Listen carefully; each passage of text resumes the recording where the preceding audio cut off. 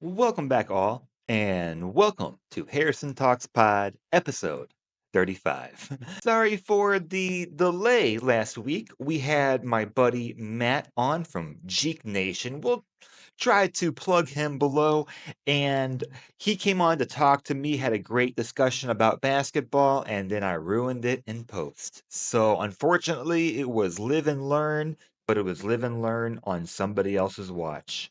Appreciate his understanding and should not happen again. That's the lost episode. We are rolling ahead, episode 35 today. And of course, we are starting with the big news, which is the Thunder won tonight, or they won last night whenever I get this out. And they've won 2 games in a row now to go up 3-2. And my mind has just been going crazy about the possibilities of if the Thunder could have won game one, they could have gone back to Indiana 2-0, or Indiana could have easily been up 3-1 going into this game tonight. So many different possibilities and so many exciting takeaways to talk about from tonight, especially from the young guys. Love it. Love talking about it. And then I'll give some of my takes and the breakdown on the Desmond Bane trade to the Magic. I don't think it's going to be the big trade of the offseason. We'll see. I was wrong last time with the trade deadline, so perhaps I should not make any predictions there. But I'll break that down. And for anyone talking a lot about Nico Harrison and Luka Doncic, I'll try to even that out just a little bit. So, anyways, subscribe if you're on YouTube, do all the YouTube things. If you're on the podcast platforms, leave me a comment down below. And hey, we're growing this organically, incrementally, and so excited to talk to you about the game tonight. So let's get into it.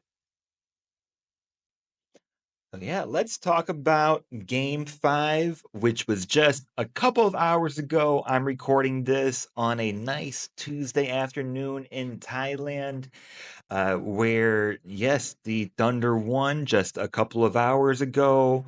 And what was the score? 120 to 109.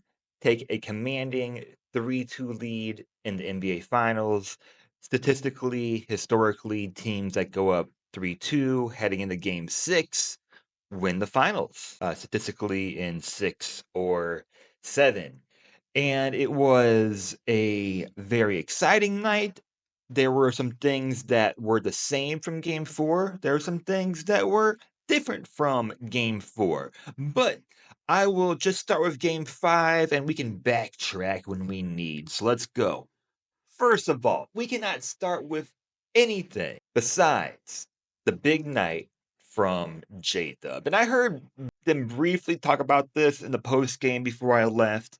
Uh, I would have to look, but this has to be one of the best performances we've seen from a second option player, we'll call it, or a player that's not the first option, if you look at NBA Finals games overall. And for someone that is this young and a rising star, it is amazing. And I think even someone like me who would rank him very highly, someone who I think is already in that maybe top 15 or 20, even I think I might have underrated him because he's on the biggest stage, and these finals, they might be a little bit different, or I don't know. We've talked on previous episodes about whether this is the best matchup or not. But regardless, these are two NBA Finals teams. The Pacers won 2 games in this series. They are a Finals team. So, 40 points on 14 of 25 from shooting. That's a playoff high. And I I don't know, but I'm just watching J-Dub, Jalen Williams. It's the biggest stage, and I would not say that Jalen Williams has like one kind of shot or one way that he scores. He is super impressive in transition, especially with his size. He can create his own shots off the dribble. He can cut. He can shoot the three, which he was doing tonight. I didn't put how many threes he put up. Anyways, but I keep waiting for him to have a really bad night or have a night where I can kind of point to it and say, "Oh, that's him showing that he is still a young player in this league." And I just think Jalen Williams is just an example of players that come, I think, players that come in and they are knowledgeable and they seem very humble also, and they have the ability to defend and create their own shots. So, we need to have a bigger conversation. I need to have some more Thunder fans come on here, and we'll talk a lot about how this team shifted one with the Alex Caruso, Isaiah Hartenstein acquirements, but also shifting off of Josh Giddey with the emergence of Jalen Williams, which also happened the same year as Chet Holmgren. So, uh, podcast about it, and I'm sure there will be a great documentary about it in the future, assuming they win. So, Jalen Williams and SGA combined for 71 points. SGA had 31 points and 10 assists. This is the 10th time overall this season or postseason that Jalen Williams and SGA have combined for 70 or more points, which I'm not sure if it's the most in the league. I didn't look it up. Leave me a comment down below if you know. It's your turn now. But SGA having 35 points in game four before this on 10 free throw attempts. Tonight he went 13, 14 from the line. Just very in control. And I'm so impressed with the coaching matchup between Mike Daigneault and Rick Carlisle. There's going to be some parts next we'll talk about where I did not agree with Rick Carlisle in game five. And I think that's the obvious part. But at the same time, I think he's been pretty amazing throughout this series. It's just unfortunate with what happened tonight. So, was there anything else? SGA 31 points, no 3-point attempts were made, but helped dictate that tempo. And yes, the inside out game, having SGA get doubled on the inside and kicking it out, especially with Rick Carlisle's adjustments of sending doubles over from different parts of the court from either the weak side or the strong side, and having SGA make those quick adjustments on the fly. Very impressive from both sides. So let's get into the part with Indiana that is not as impressive, I think. Of course, Haliburton was 0 for 6 from the field, appeared to get injured in the middle of the game, but stayed in till about 2 minutes left in the fourth quarter.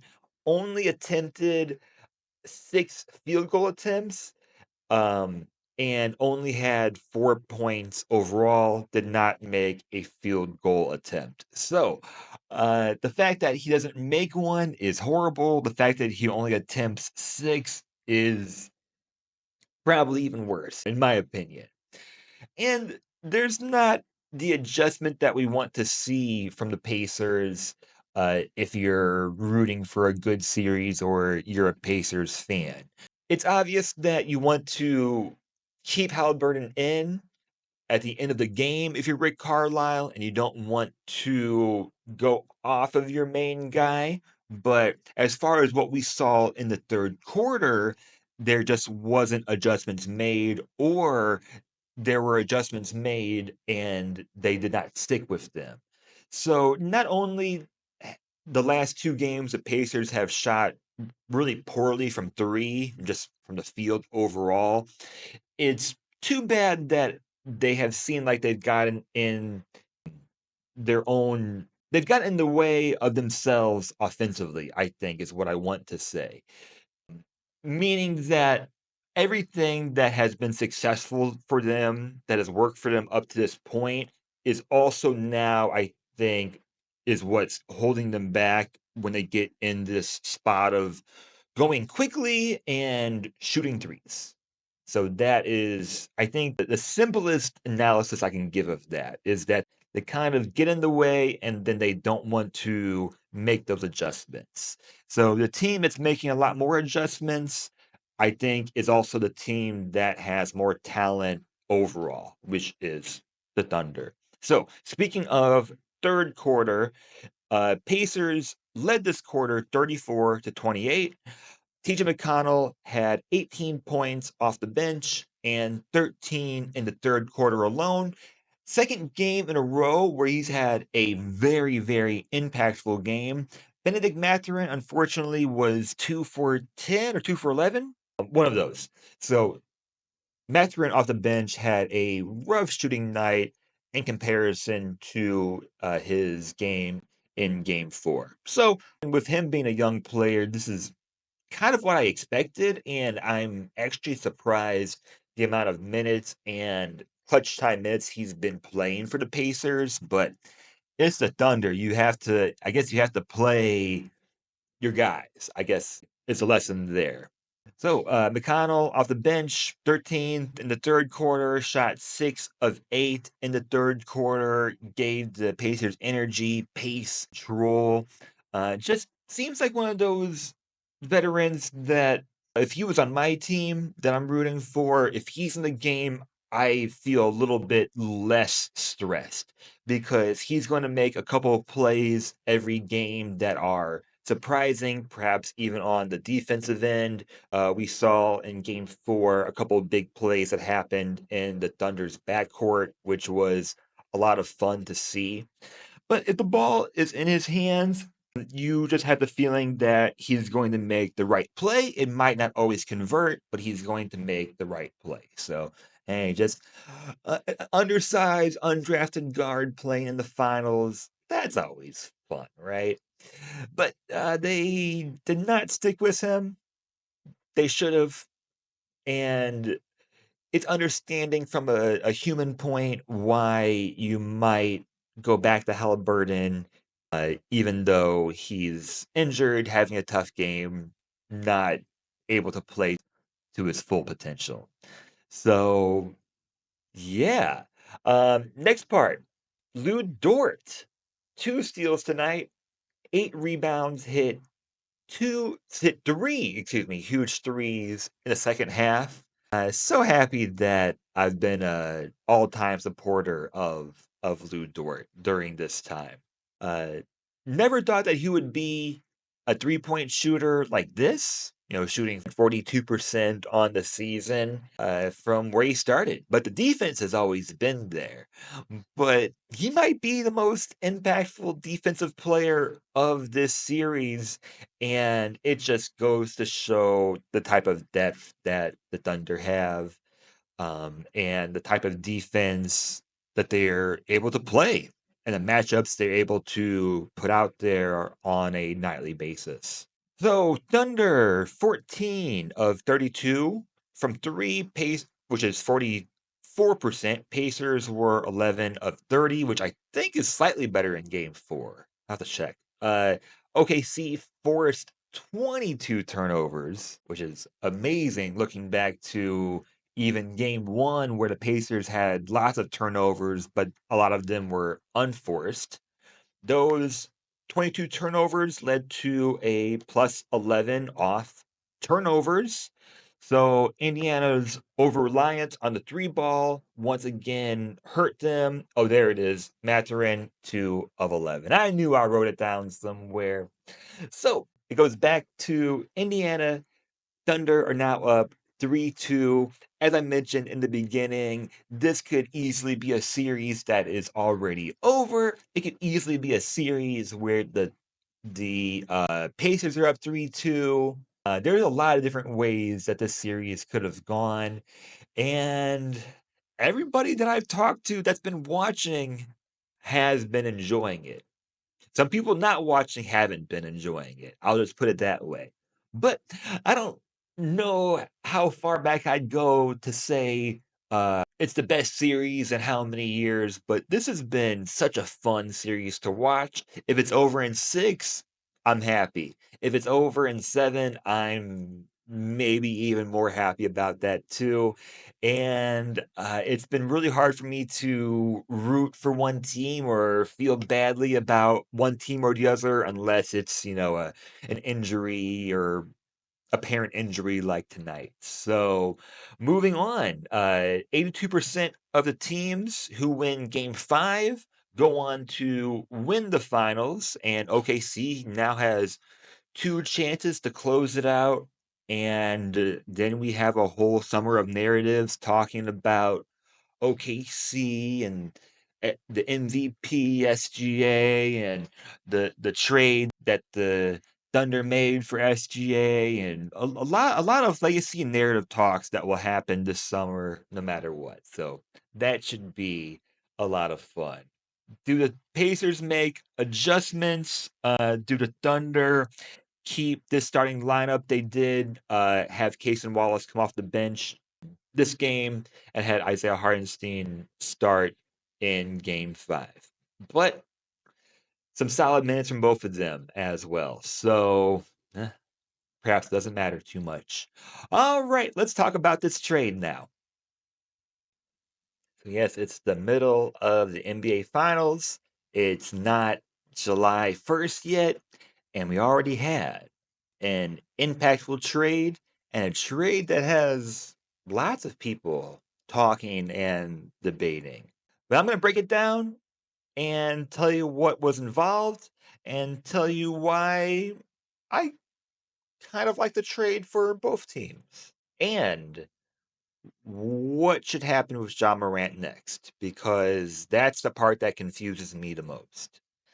But first off, Orlando Magic, they received Desmond Bane. Desmond Bane uh, is on this year. No, he started his 5-year contract and is due to make 36 million next season and is in on contract next 4 seasons until 2028, where he'll make just under 45 million. And then the Grizzlies get Contavious Caldwell Pope. Of course, 3-and-D guard has been on multiple teams that have won the finals and is a solid vet, solid player that can fit into pretty much any team. He was making just over or 21.6 million next season and then has a player option for the same amount in 2026. And they also receive Cole Anthony, who is 25 years old, is solid, but has been, I guess, consistent and stagnant, I guess we'll say. You know, good role player. Certainly a player that I like. And he will be making 13.1 million next season with a team option in 2026. Magic still have two, three, four, wait, one, two, three, 6 team options next season. So if they want to free up some cap space, they can, because right now, taking in just a couple million more, they are right around 201 million with all of your team options for next season. That is with 14 players. They do have already a solid core that they grew organically, and they finally have made a trade for a player to put next to Paul Bencaro and Franz Wagner, and everyone else, of course. But they will be approaching apron. So they do have options that they want to move off from. For example, Gary Harris making 7.5 on his last team option next season, or only team option, I should say. Other players they have like Jet Howard, Corey Joseph, Caleb Houston. They won't move off of players like Anthony Black. So Orlando has some options there. And then for the Grizzlies are going into next season with quite a bit of cap space, but the John Morant injury and also need to um, sign some players as well. Because, for example, Marvin Bagley, Luke Kennard, Santi Aldama, all not under contract for next season.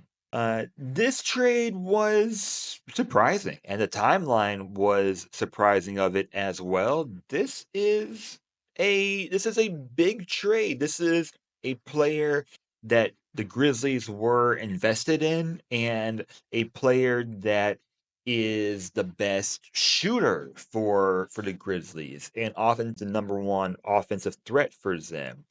So the Grizzlies take back two solid role players, one veteran guard, 3-and-D, lots of playoff and finals experience. Another one, 25 years old, spark plug shooting guard, uh, is a good player in your team, or since he's on a team option for the following season, 2026, maybe a player you look to trade either, well, I guess not now, but towards the deadline.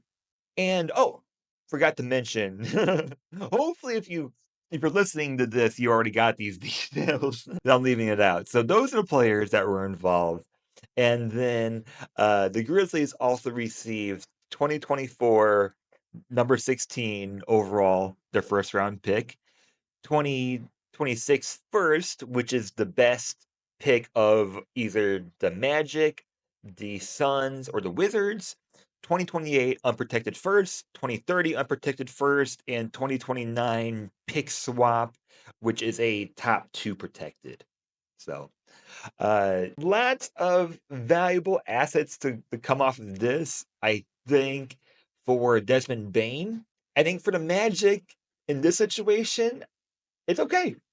You grew your team organically. You've been patient, and it's time to invest in hopefully what is your second option most nights. Or, hopefully your third option is, that your second option is Franz some night. Yeah, whatever. But I think this a step up and an improvement. And did they overpay? Perhaps. It's almost the same as what we would feel about the Mikal Bridges trade. But it's just how, if you're a fan of the Magic, it's how you feel about those assets. And if you're really focused on, especially the 2029, 2030, if you want to get your player now and you want to secure your player for next season, most likely you are going to overpay. And all the comparisons to the Luka Doncic trade, the Lakers underpaid, or the Mavericks did not get enough. Of course, be reminding NBA fans for years that the Mavericks included a second round pick to make that trade happen, which should have never, ever, ever happened, ever. Craziest part of that trade for sure. So both things can be true, but let's not ignore that the Mavericks also got Anthony Davis. So there's also that part. I'm leaving out Cooper Flag because I don't think that's fair. That's something that is separate, unless it was rigged, but it's something that is separate. And on the other end, it's too much for Desmond Bane because the talk would be if Desmond Bane is getting 4 first and a swap, then what does John Morant get? Or did Desmond Bane have more trade value than John Morant just based on his availability and his consistency throughout? Not debating on who's better, but um perhaps that is more value, especially considering that um I'm sure there will be talks about a John Morant trade, although he is injured now. Although it seems like Memphis is focused on extending Jaren Jackson Jr. and keeping Ja Morant. So if they do keep Ja Morant, is this a smart reset? He's injured. He's been injured, but this injury is a bit different than than other contact injuries that he might have. Bane was a cornerstone to his franchise and was the Robin, the second option, but not sure what the future is going to be. They had a first round exit. They fired Taylor Jenkins last week of the season. So perhaps they are just pivoting and going in another direction that still revolves around Ja Morant in the long run. I don't know if that's right or not. I'm honestly not too sure. It clears space for a Jaren Jackson Jr. extension, and I do think that is the right choice. I do think that if you can extend and retain Jaren Jackson Jr., especially with playing in the West, you should do that. So, what does it look like for next season? We get starting lineups of Jalen Wells, KCP, Jaren Jackson Jr., Zach Edey. You have Gigi Jackson, Vince Williams, Roddy Laveria. Roddy Laravia. Never gonna get it right. And Cole Anthony as a trade chip or possible six man. So it's a solid team, but I doubt it's what the team is shooting to look like in the long run. I would like to see them explore options on Ja Morant. I like Ja Morant, but I I would like to maybe see them Memphis rebuild again, which is crazy to say. But I'm just not sure with Ja Morant coming back from injury, with him with problems around availability overall. Not to say that that can't change in the future, but the first 6 years have not been the best for availability. And does his style of play does it equate to the winning kind of basketball that you want to play right now and that you want to play in the Western Conference? I think if you have a healthy John Morant, he's still a team top 20 player. If you have a healthy Jaren Jackson Jr., then you have a player that can go up against the top players in the league. What we always say, contain. Defend, contain, not be perfect against them because good offense right now is better than good defense. So I think the Magic did a very nice job. I won't give them a grade, but it's somewhere between A and a B. I think they keep their core, they focus their young core for the future, and in the future, if they're most likely a second apron team in the future, but as of right now, I believe they are just 10 million under. So they do have some options, including lots of team options they can work with and trade chips going into this summer.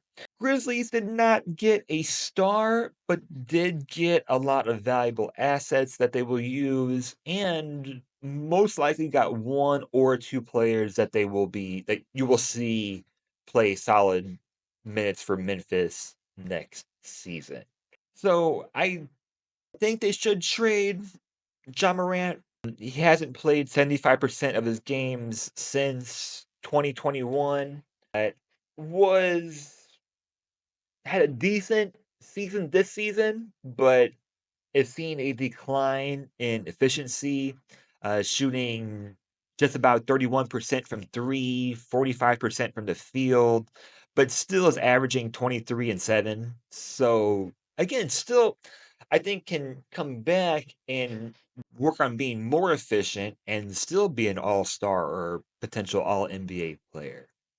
The worries are there. I think the worries are there, but it does sound like the Grizzlies are focused, or what do I know? That's just something the Grizzlies are saying so that the offers get bumped up more. But expect to hear about some speculation, some phone calls. I don't think this is the last that we hear from it, no matter what their front office says. So let's leave it there. I was very surprised to hear about this news now, and really looking forward to seeing what happens this off season, because I think things are going to get a little bit weird. We are, post Luca trade. We already had one big trade in this off season, and the postseason's not even over, and KD is going somewhere. So we'll talk more about that next week.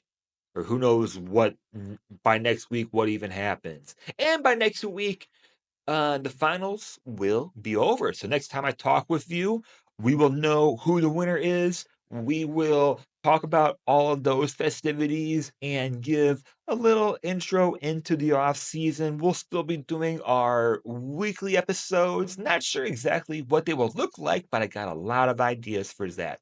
So thank you so much for joining me today. Like, subscribe, as I said, do all the YouTube things. Follow me on the podcast platforms. Share it with a friend.